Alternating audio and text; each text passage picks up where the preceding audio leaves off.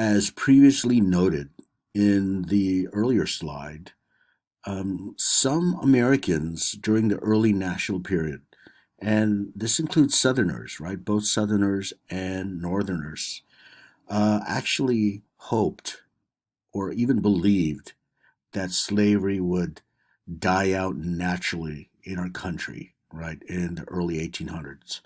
And this was in large measure spurred by some economic reasons, namely the southern agricultural industries who were actually beginning to decline in profit. So consideration was made by some of the southern plantation elite, right, to perhaps pursue other avenues to attain wealth. But one key invention that was made in 1793 was the cotton gin. And the inventor, his name was Eli Whitney, basically found a way to make cotton more readily available as a commodity. Why? Because earlier, if you grew cotton, you discovered that it was hard to clean, to take the seeds out. It was too time consuming and labor intensive. But with this new invention, this machine that actually was able to clean cotton and take the seeds out, right? Well, it made cotton much more manageable in terms of production, and therefore you see production of those early cotton plantation owners really increase and profits begin to soar.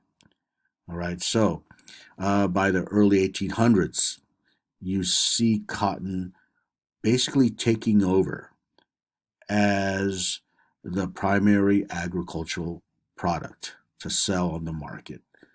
All right. And again, this is southern cotton because these lands that cotton grew best in, right? The best arable land for cotton was indeed in the South. We know these areas like the Mississippi Delta, right? The deep South, like Mississippi and Alabama. Those were the places where you see these huge, sprawling cotton plantations before the Civil War. Okay, so in other words, slavery gained new life, is what happens, and you see the emergence of something called king cotton, which is the name for, or it actually symbolizes uh, the fact that cotton is much like gold, right? White gold. It ruled in the South and it takes over, like I said, other products like sugar as the world's major crop produced by slave labor. Okay, the most in demand product in international trade. So during the Jacksonian period, we talked about how Indians would be removed from the southern, let's call it the southeastern areas like Florida, but even places like Alabama, Mississippi, those Indian tribes who claimed that area as their ancestral homelands would be forcibly removed to the Oklahoma Territory. This is the Trail of Tears, under the Jackson administration. And why? You're making room for cotton. You're converting that soil from Indian soil to slave soil. All right, so by the 1830s, in fact, African slave labor would be the main driver of American wealth due to cotton. In fact, by 1836, almost half of America's wealth would be derived from cotton in the South. Right. So, in other words, southern cotton was sold, on the market not only domestically but, of course, globally. Right, especially to Europe. And here is something to align with that earlier statistic about half our national wealth. It's important to note that the labor that produced half of this wealth, the hard labor, was indeed produced by only 6% of the population back then. And who's that? the southern slaves working in the plantation. So, slavery is not this feudal throwback that would eventually disappear, right? As some of the founding fathers actually believed. Actually, it's the opposite, right? It became to rule. It's King Cotton. Three-fourths of our cotton supply came from the South, all right? And when we think about the cumulative wealth on a national level that was gained from black slavery producing cotton, right? Not only does it account for half of our national wealth, but things like the northern industrialization effort, right? That would be partly financed by slave labor producing all this cotton. So, as a whole, our national economy, should be noted, was benefiting from Southern slavery. Okay, so since cotton was the most important American export, right? And the whole nation, as I stated, economically benefited from slavery. Well, it goes on to shape the lives of really all Americans, not just in the South, not just blacks and whites, every American, right? Um, like I said, you see the rise of certain areas in United States and even in England, by the way, that are part of this, or actually accounted for by trade in Southern cotton, right? It helped to determine our national economy so much that it went on to affect what you could say non-economical aspects. For example, how Americans lived, how they worked, under what conditions Americans could exercise their freedom of speech, assembly, in other words, their liberties, right? The very conditions of life that you wouldn't expect to be affected by the cotton industry was indeed affected by it. Now, all we could do here is summarize, but there is some important work by historians that actually expose that to the consciousness of many, students and scholars about how ubiquitous slave labor and its product, how widespread and ubiquitous, excuse me, its effect was. Okay. And, even northern merchants, just to add more, they actually participated in the slave economy in more of an indirect, oblique way, if you will. Of course, they didn't own slaves, right? Um, they earned money in cotton trade, however, that helped finance the industrial development of the South and hence their businesses. And the South knew this. They knew there was this interconnection with the financial well being and therefore the livelihood, as we just discussed, of Americans in the North and other places. And this actually fed into their audacity to secede eventually, meaning to separate from the Union by 1861. Now, in most lectures, I would actually spend a lot of time on the nature of slavery, and we would openly discuss this, right, on the experiences that African American slaves had. It's obviously a very important chapter in our national history, but since students are writing about this based on the Douglass autobiography, what I'll do here is provide more of a glimpse of other aspects that you could tie in with Douglass's experience, and hence, arguably the experience of other African Americans ensnared in slavery. Right? You could extrapolate the fact that Douglass typified the typical slave experience. All right. So in the South, as we talked about, cotton is just booming. And of course, you see the end of task labor. Let's recall that distinction. Now it's all about gang labor, meaning you work from sunup to sundown on that plantation field. And, this is something that Douglas talks about, everyday life of the slave, right? It's marked by incessant toil and labor. And if you disobeyed, if you slacked, if you dragged your feet, if you feigned illness, you were subject to brutal punishment. In fact, even if you weren't feigning illness or lagging, you were still subject to brutal punishment. I recall a diary of a Southern slave owner who professed to be a ardent Christian, right? Who felt very guilty that he was a slave owner, that he owned slaves. But what did he do every day, according to his diary? Every day he whipped his slaves to make sure that they did not rebel and to ensure his profits, right? But, here's the reality. You're subject to brutal punishment because of reasons I just described. And not only that, this is something you'll write about, the constant fear that, the family, the African American family in the slave system would be destroyed, right? There would be family separation. For example, the sale of slaves, right? Sale of your mother, your father, your siblings. Why? Because, of course, slaves were, in the Southern mind, first and foremost property, not human beings.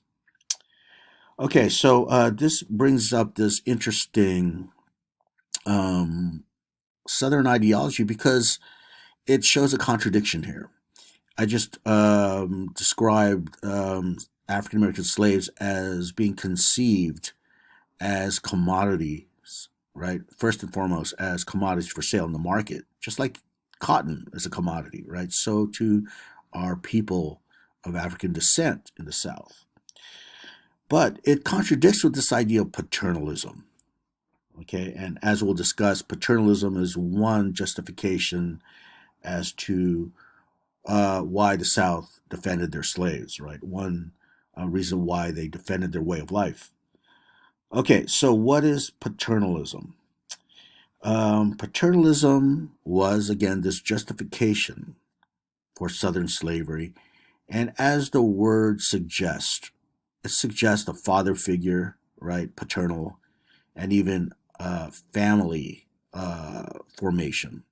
So here is how paternalism worked according to this ideology, that the plantation was an extended family, and that included the slaves, right?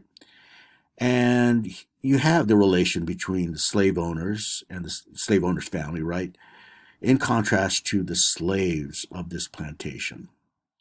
Now, in this relation between slave owner and slave, it could be characterized, according to paternalism, as a relation of mutual benefit. That is to say, they both gained from this relationship. So, how does this work? Well, it's obvious that in the case of the slave owners, they benefit from the labor, the free labor, right? Well, not to confuse you with free labor in the North, but sure they had to pay for their slavery at one point, their slave at one point, or perhaps on the slave market domestically, but they often got slaves from birth, right, of African Americans, sexual unions, right? Okay, so you have this source of quote free labor, and owners benefit from that labor. But according to paternalism, so too do slaves benefit in some way in this relation. Well, here's how the rationale worked out.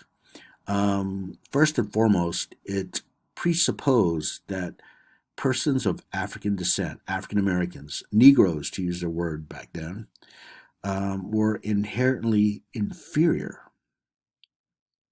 that they could not, if left to their own devices, so to say, survive out there in the world.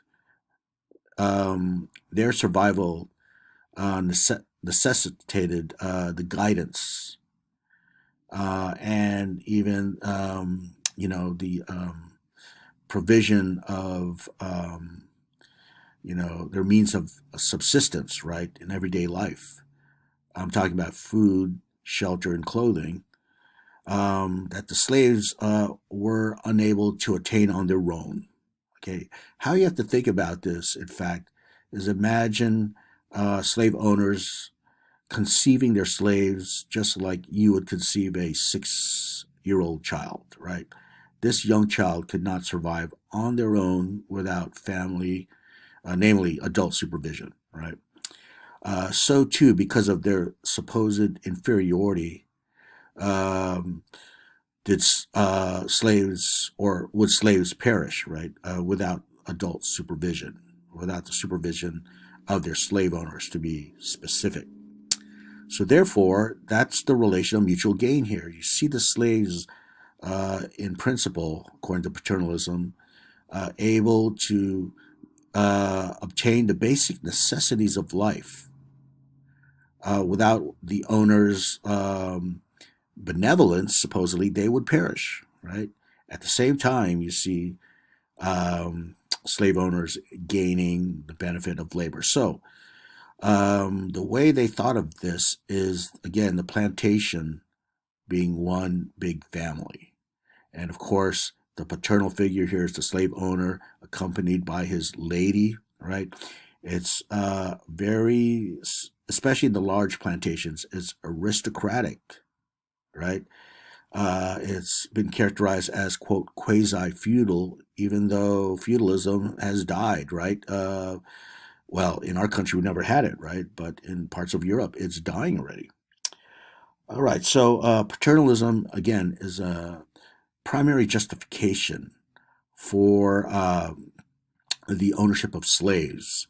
And this links to other things that I hope you could connect in your paper, like, you know, how did Douglas argue that slaves were indeed not happy, right? According to paternalism, slaves are happy because they receive the benefits from the benevolent master, right?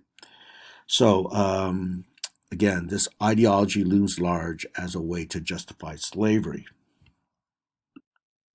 But let's remember that's just the ideology, that's the belief system. Did it correspond to reality? And of course, the answer is no, right? In fact, when you think about these steps to improve the slaves' living conditions, they're actually done to strengthen slavery, not to undermine it, right? Slave owners are not thinking about providing with slaves out of the goodness of their heart. No, they want to ensure that their slaves have at least the basic necessities of life so they can do their work. So that's the reality of paternalism, right? Even as the material lives of most slaves improved, the South is drawing tighter and tighter the chains of bondage, right?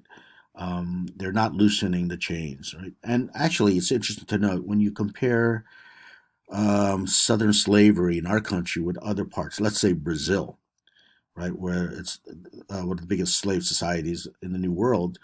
Um, Southern slaves actually enjoyed better material conditions, right, like their conditions of life, but they had less freedoms than Brazilian slaves, right? In Brazil, it was the opposite, right? They might not have had the basic necessities of life, but they actually had more freedom. So the question is what would you prefer if you were a slave, right?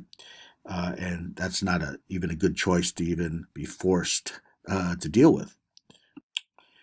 Okay, so it's also important to remember this that even though it's a very, very small percentage, there were some free blacks in the South. Okay. But even in this case, there's a very tenuous boundary, a thin line between, being free and being a slave in the South. And Douglas even mentioned this, right? Sure, you could be free, a free black, if you will, but you still could not vote. You enjoyed very little economic opportunities. There's a lot of prohibitions against you, like you can't own firearms, you can't buy liquor, anything that's associated, by the way, with disrupting Southern order by African Americans, right? Things like you can't testify in court. You always had to carry this certificate of freedom with you at all times, all right? Just When you claim you're free, well, they're going to check that certificate, right? So, in other words, they're secondary citizens, and that's just the reality of it. So, I just mentioning the maintaining of order. This is so critical in the South during this time. It's a critical component in controlling slaves to make sure that they don't engage in rebellion, that they remain a tractable labor force, and therefore ensuring the profits, right, of these owners. So, this system in the South is really not based on, quote, rule of law, to use our term, but upon force and even violence, right? The masters usually had complete discretion in punishing their slaves, inflicting violence upon them. As Douglas explained, actually, even when slaves were completely innocent, they were given the lash, right? So, by the way, there were subtler means of control. Sure, there's paternalism, there's dividing and conquer and pitting the master slaves against each other, right? Field slaves versus the house slaves, right? And all these things were put into use as strategies or tactics to make sure the slaves don't unite together. And they worked for the most part. Okay, we'll move on to our next slide.